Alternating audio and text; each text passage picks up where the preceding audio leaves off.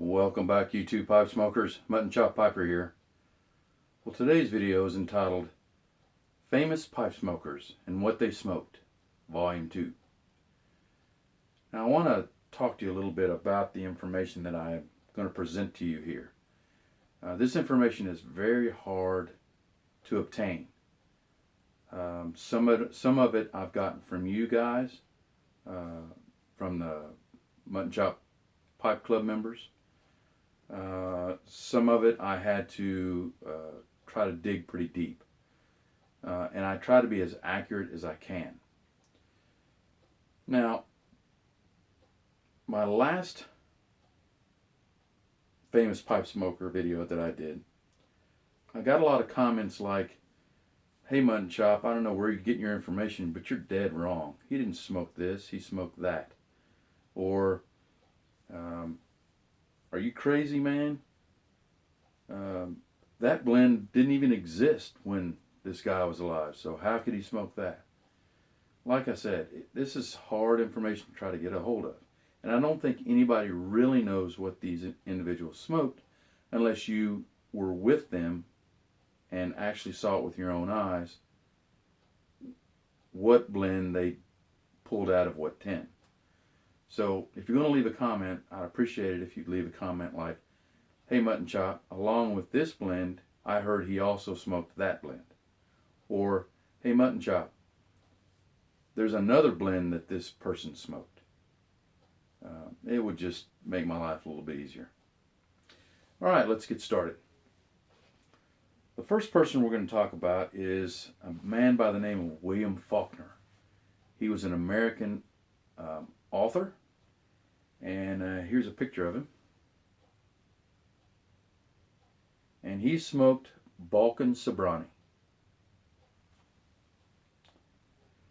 All right, the next person we're going to look at is a famous singer and actor from the 60s.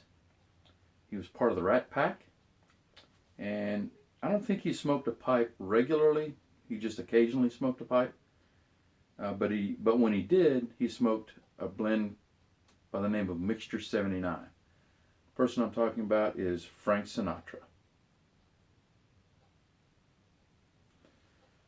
All right, the next person, this picture I'm going to show you is probably the most famous picture of this actor ever taken. He was in a lot of spaghetti westerns, and a lot of people have want to know what he smoked. The actor I'm talking about is Lee Van Cleef, and the tobaccos, he smoked two different ones. He smoked London Dock by Middleton and Philosopher by Tinderbox.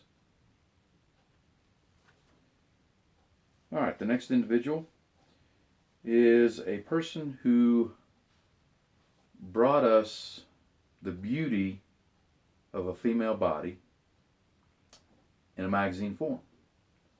I think he started his magazine back in 1958 or something like that, and it's still popular today. The individual I'm talking about is a man by the name of Hugh Hefner. Now, Hugh Hefner also smoked Mixture 79. All right, the next individual lived quite a long time ago, and he was an Englishman. I think he was in the military, and he was also Prime Minister. This individual's name is Stanley Baldwin. And Stanley Baldwin smoked Presbyterian Mixture. Now, the next individual I want to talk about is a famous actor during the 50s, 60s, and 70s. The two movies that I remember him distinctly in is Moses and Soylent Green. I don't know if you've heard of these movies, but look them up. They're both really good movies. The individual I'm talking about is a man by the name of Edward G. Robinson. Now, Edward G. Robinson, he had a blend created specifically for him, which you can still buy today. Now, I don't know who actually was the first blender to blend this tobacco. And if you know that information, please leave a comment. I'd like to know. But like I said, he smoked a blend specifically made for him. All right, the next individual is actually a fictitious individual, made up in book form. He was a character in a book, but the author said that if he did smoke tobacco, his favorite tobacco would be Arcadia mixture. That individual is Sherlock Holmes. All right, the next individual we're going to look at is an American painter, and he painted scenes of everyday life, like people gathering for Thanksgiving, and families around the Christmas tree, and a day at the soda shop. He lived, I think, in the 50s, and that's when his paintings were most famous.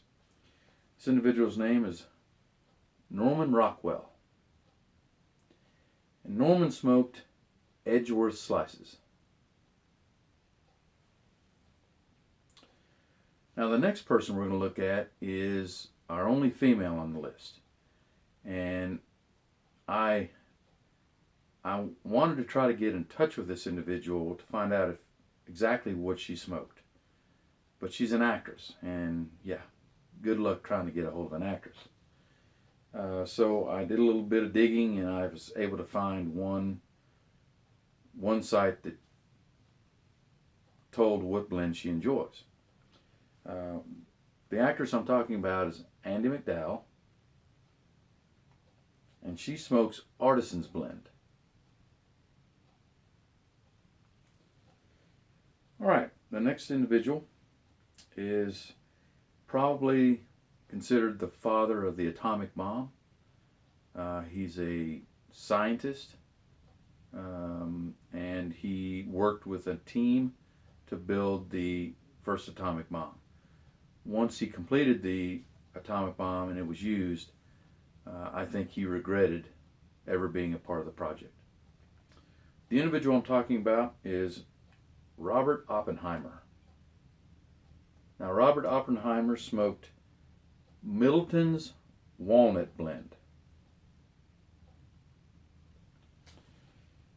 All right, now the last individual that I'm going to talk to you about needs some explanation. He's an enigma. He's really an odd individual. And I'll explain to you some of the oddities about him. First of all, he went through human statue college. I don't know if you know about or have seen human statues, but they're usually painted in gold, and they'll stand like at a street corner, perfectly still, and they'll look like a statue. Well, he went through this college, and he was number one in his class when he went through. He hibernates in the summer and is most active in the winter. Most of the time he's active, he's mostly active during heavy snows. Now, for some reason, he really likes utilizing his human statue education to just stand in people's yards. He'll travel the United States, and he'll travel the world, and the next thing you know, he'll pop up in somebody's yard, and you'll go, "Hey, look, there he is." Now, if you are quick enough and you're able to catch this individual in your yard and you invite him in to your house, he will come into your house if you offer him either something to eat or something to drink. Now, what he enjoys the most is sitting by the fire and smoking his corn cob pipe. That's the only thing that he smokes is corn cobs. He doesn't like any other kind of pipe but a corn cob. So he's sitting there next to the fire. You go into the kitchen to make the food or the drink. Well, when you come back out, he'll be gone.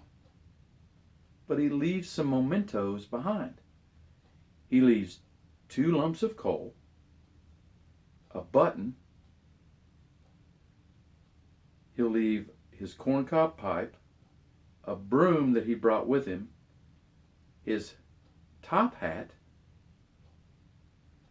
and for some reason, I don't know why, but he urinates all over the floor. The floor is just completely wet.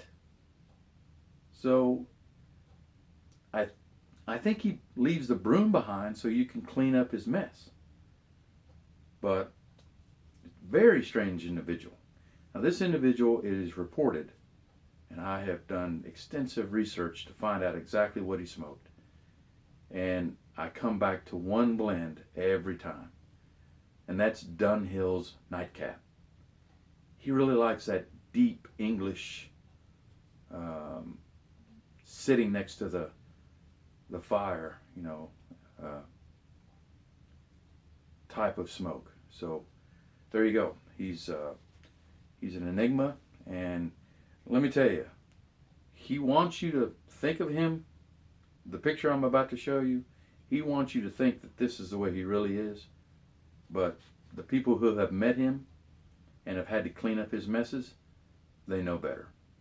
Who am I talking about? None other than Frosty the Snowman.